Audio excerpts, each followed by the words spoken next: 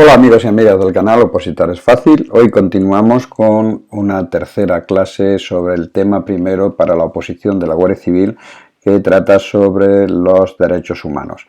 Hoy vamos a hablar del Convenio Europeo para la Protección de los Derechos Humanos y de las Libertades Fundamentales, más conocido como la Convención Europea de Derechos Humanos.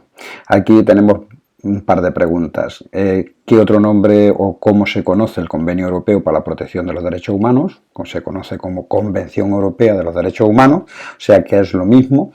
¿Y dónde está hecho este convenio? En Roma. Y si se quiere apurar más, también está la fecha. ¿Quién lo adoptó? El Consejo de Europa, el 4 de noviembre de 1950. Otra pregunta sería cuándo entró en vigor, el 3 de septiembre del 53.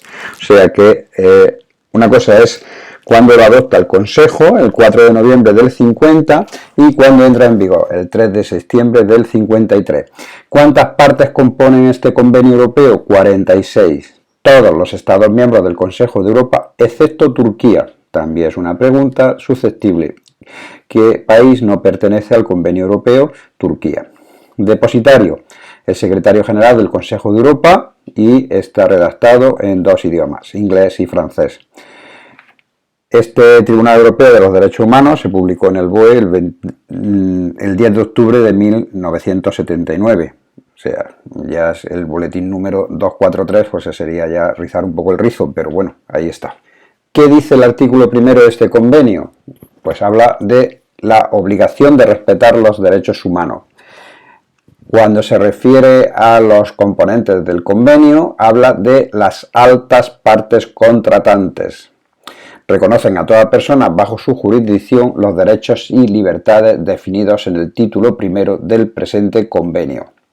Luego ya cuando habla en el título primero de derechos y libertades, en el artículo 2 dice, habla sobre el derecho a la vida. Y al fin y al cabo lo que contempla es que el derecho a la vida está protegido por ley y nadie podrá ser privado de su vida intencionadamente, salvo en ejecución de condena, cuando haya una ley que así lo establezca.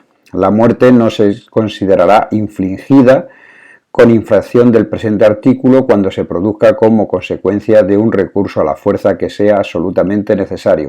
Aquí lo que habla es de la legítima defensa. Entonces, los tres casos en los que la muerte sería legal, no contravendría este derecho a la vida, son en defensa de una persona contra una agresión ilegítima, para detener a una persona conforme a derecho o para impedir la evasión de un preso detenido legalmente, o para reprimir de acuerdo con la ley una revuelta o insurrección.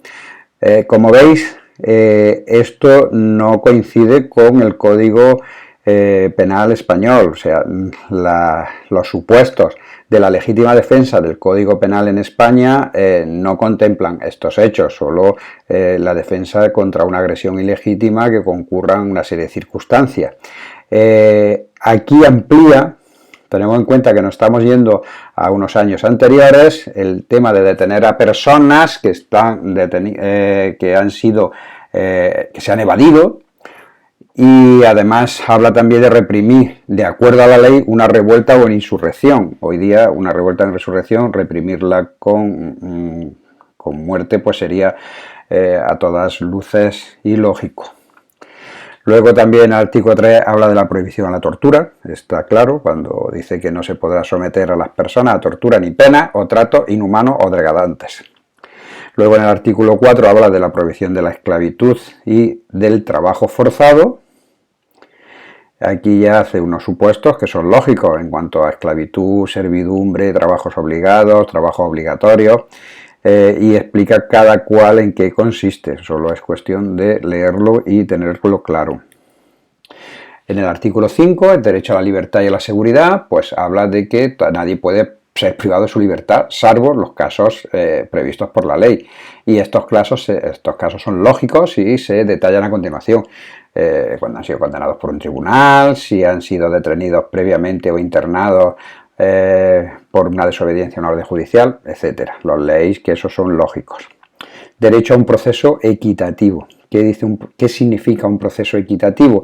Pues un proceso equitativo significa un proceso justo. De hecho, la mayoría de las demandas que se presentan ante el tribunal son por contravenir ese derecho a una sentencia, a una resolución judicial justa. Dice que toda persona tiene derecho a que su causa sea oída, equitativa y públicamente y dentro de un plazo razonable por el tribunal independiente e imparcial.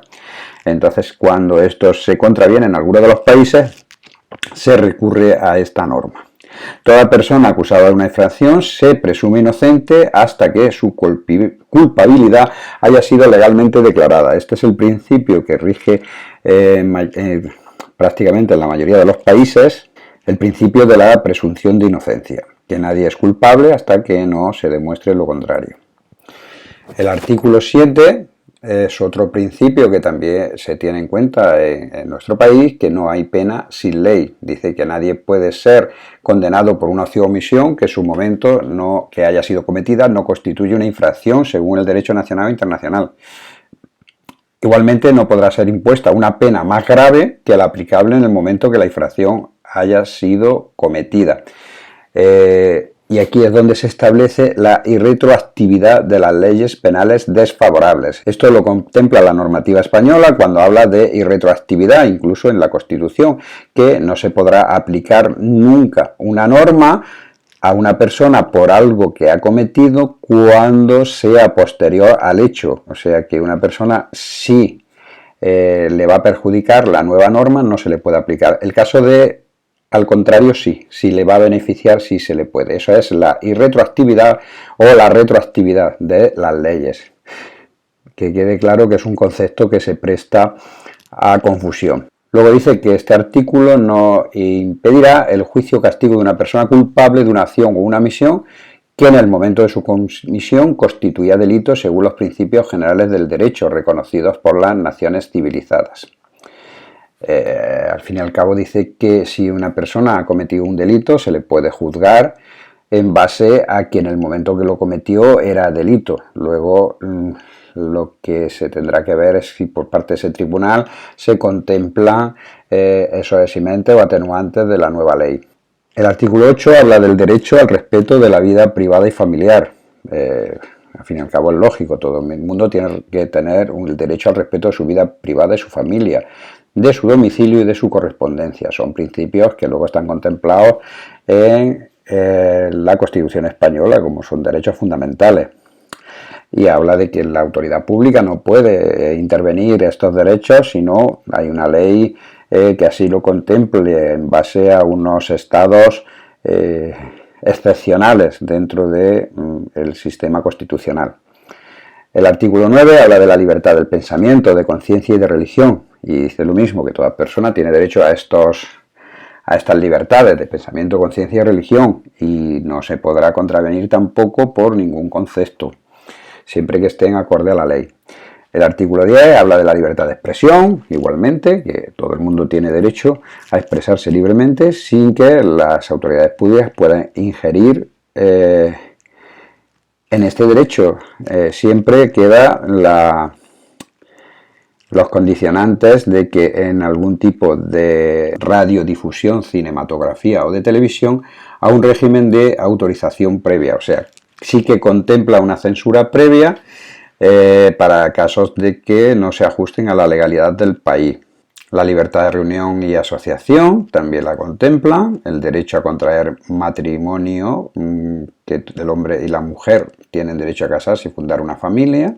No confundamos la legislación de estos derechos con la española, ¿vale? Aquí sí que establece que es hombre y mujer, la española no.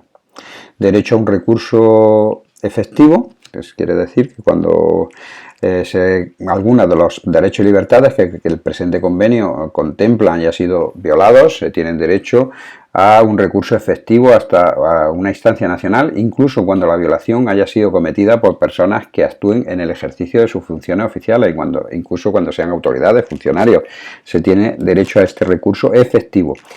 La prohibición de discriminación, pues igual que dice la Constitución, pues por ningún concepto, ni lengua, religión, opiniones políticas. Bueno, luego ya sabemos que eso es muy complicado, pero la ley así lo contempla.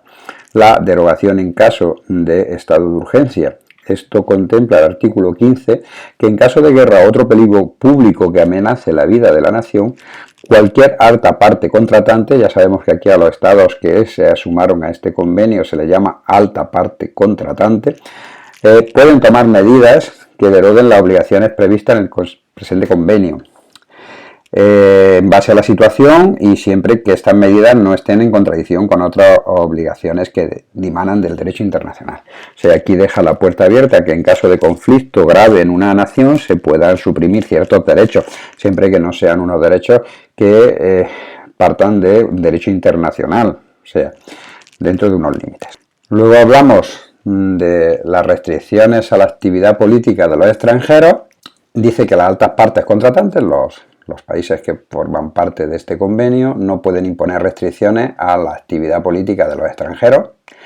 La prohibición del abuso del derecho. Dice que ninguna de las disposiciones del presente convenio puede ser interpretada en el sentido que implique para un Estado, grupo o individuo un derecho cualquiera a dedicarse a una actividad o a realizar un acto tendente a la destrucción de los derechos o libertades reconocidos en el presente convenio. A esto lo que viene a decir es que no se pueden utilizar las normativas, las disposiciones, los artículos de este convenio, no se pueden utilizar para realizar actos que vayan en contra de la destrucción de los derechos o libertades, o sea, que no sean malamente interpretados y utilizados. El artículo 18 habla de la limitación de la aplicación de las restricciones de derechos. Dice que las restricciones que dentro del presente convenio se impongan a los citados derechos y libertades no podrán ser aplicadas más que con la finalidad por la cual ha sido prevista. Luego, en el título segundo tenemos el Tribunal Europeo de los Derechos Humanos. También se denomina Corte Europea de los Derechos Humanos o más comúnmente conocido como Tribunal de Estrasburgo. Esto hay que tenerlo claro, que el Tribunal Europeo de los Derechos Humanos, la Corte Europea de Derechos Humanos o Tribunal de Estrasburgo es lo mismo.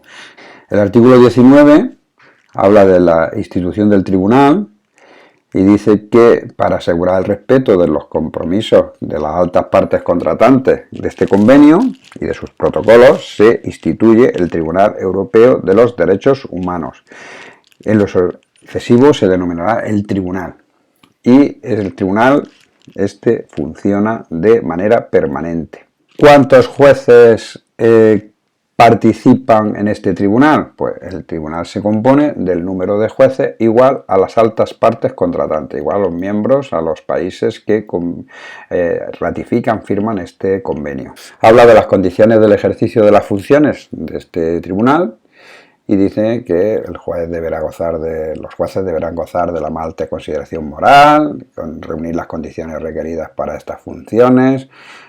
Forman parte del tribunal a título individual, eso hay que tenerlo en cuenta, los jueces forman parte a título individual, durante su mandato no pueden ejercer ninguna actividad que sea incompatible con las exigencias de independencia, imparcialidad o disponibilidad necesaria para una actividad de ejercicio en tiempo completo, o sea que no se puede dedicar a otra actividad que no sea la de juez del tribunal, y si hubiera alguna duda, pues el mismo tribunal tiene que dirimir si hay incompatibilidad en cuanto a la actividad del juez o no. La elección de los jueces son elegidos por la Asamblea Parlamentaria, o sea que los jueces del Tribunal de Estrasburgo lo elige la Asamblea Parlamentaria en razón de cada alta parte contratante de cada país, por mayoría absoluta de votos, en una lista de 3 candidatos presentados por esa parte contratante. Esto traducido viene a decir que cada país presentará 3 candidatos y la Asamblea Parlamentaria tendrá que elegir los jueces por mayoría absoluta. Duración del mandato y revocación. Los jueces son elegidos por un periodo de 9 años, eso es importante. ¿Para cuántos años son elegidos los los jueces del Tribunal de Estrasburgo para 9 años y no serán reelegibles. Eso es otra pregunta. No serán reelegibles. Los mandatos de los jueces finalizan cuando alcancen la edad de 70 años. O sea, el juez se tiene que retirar a los 70 años. Los jueces permanecerán en sus funciones hasta que sean sustituidos. No obstante, continuarán conociendo de los asuntos que tengan ya asignados. O sea, si tienen un proceso en marcha, hasta que no finalice ese proceso, pues seguirá conociendo del mismo. Un juez solo podrá ser relevado de sus funciones si los demás jueces deciden por mayoría de 2/3, que dicho juez ha dejado de reunir las condiciones requeridas para serlo. O sea, la única forma de relevar a un juez del Tribunal de Estrasburgo es que los demás jueces en votación de mayoría 2/3 digan que este hombre ya no está en condiciones de serlo. Luego el artículo 24 habla de la secretaría y los ponentes. Dice que el tribunal tiene una secretaría cuyas funciones y organización se establece en el reglamento del tribunal y la compone por un juez único. Cuando esté constituido en formación de juez único, el tribunal estará asistido de ponentes que actuarán bajo la autoridad del presidente del tribunal y formarán parte de la secretaría del tribunal. El artículo 25 habla del pleno del tribunal y contempla que el tribunal, reunido en pleno, elegirá por un periodo de 3 años a su presidente y a uno de los vicepresidentes que serán reelegibles. Igual que hemos dicho que los jueces cuando llevan 9 años ya...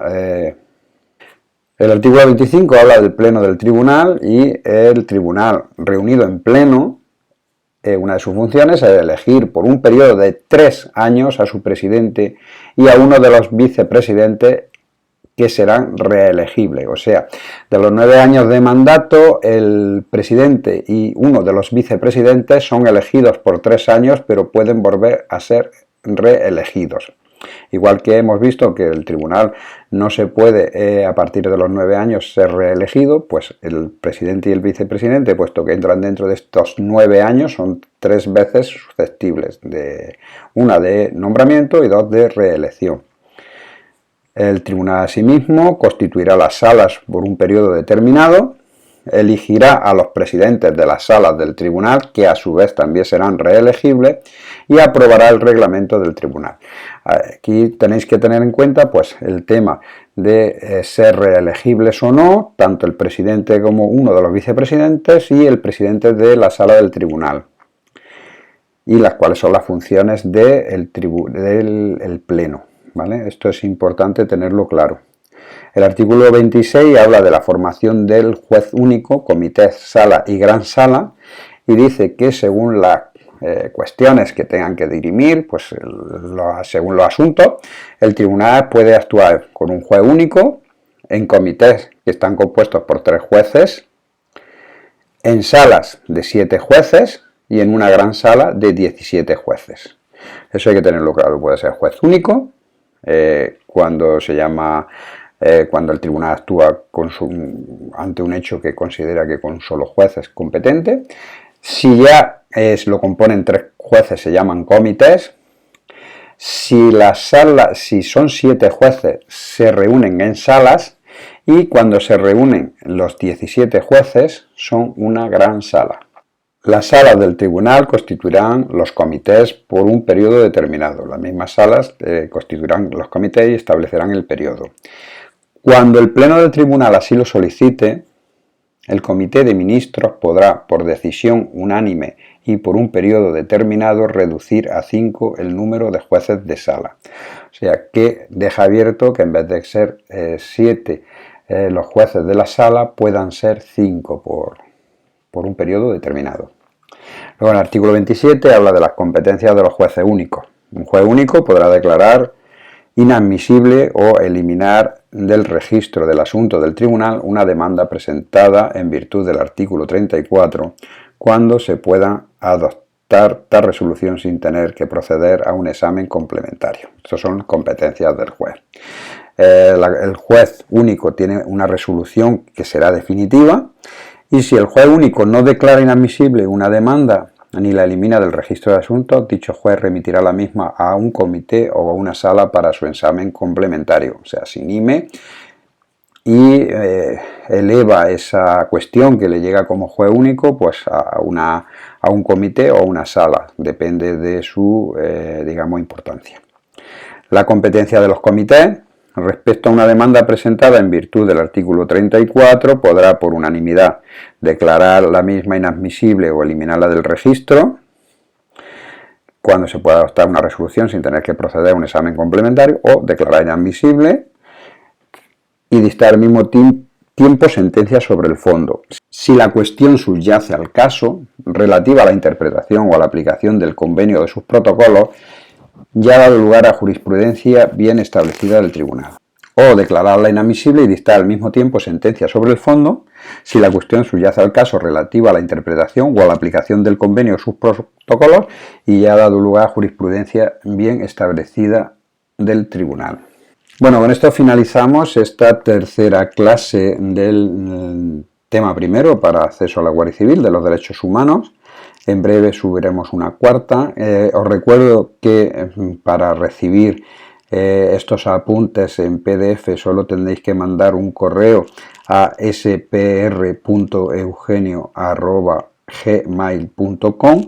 Desde ese momento que os habéis suscrito al canal y activado las notificaciones, yo os remitiré estos apuntes totalmente gratuitos para que podáis trabajar sobre ellos. Asimismo, os mantendré al día de todo lo que se vaya publicando nuevo en la página, remitiéndolos sin necesidad ya de que me los pidáis, todos los apuntes que se publiquen. Bueno, ahora animo a seguir estudiando, que la oposición está cerca. Recordar que opositar es fácil si sabes cómo. Un saludo.